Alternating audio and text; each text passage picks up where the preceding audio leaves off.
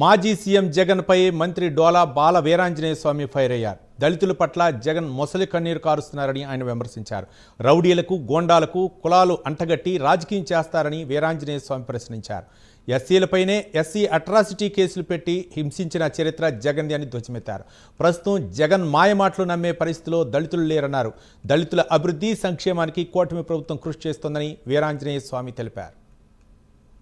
మాజీ ముఖ్యమంత్రి తెనాలికి వెళుతూ దళితుల మీద ఏదో దాడులు జరిగిపోయిందని చెప్పేసి మొసలి కన్నీరు కచ్చ ప్రయత్నం చేస్తున్నాడు.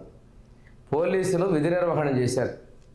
గంజాయి ఇటువంటి నేరాలు పట్టుబడి పోలీసుల మీద దాడి చేసిన వాళ్ళకి కేసు పెట్టారు. అంతేగాని ఇక్కడ ఏదో జరిగిపోతుంది అని చెప్పేసి ముందుకు వస్తా ఉన్నాడు. దళితులంటే ప్రేమ అన్నావు, దళితులకు మేనమా అన్నావు, దళితులను దగా చేసావు. ఇదంతా చరిత్ర మర్చిపోయింది అనుకోబాక. ఆ పాపమే నిన్ను ఈరోజు ఓడించి ఇంట్లో కూర్చోబెట్టారు. నీ హయాంలో డాక్టర్ సుధాకర్ అప్పుడు నేను నరిడోది మీద చంపేసేవే, ఎందుకు పోయి పరామర్శించలేదు? వెటర్నరీ డాక్టర్ అచ్చాన చనిపోతే ఎందుకు పోయి పరామర్శించలేదు? అదేవిధంగా డాక్టర్ అనితారాణిని అవమానపరిస్తే ఎందుకు పోయి నువ్వు పరామర్శించలేదు? నీ సొంత నియోజకవర్గంలో పులివెందుల్లో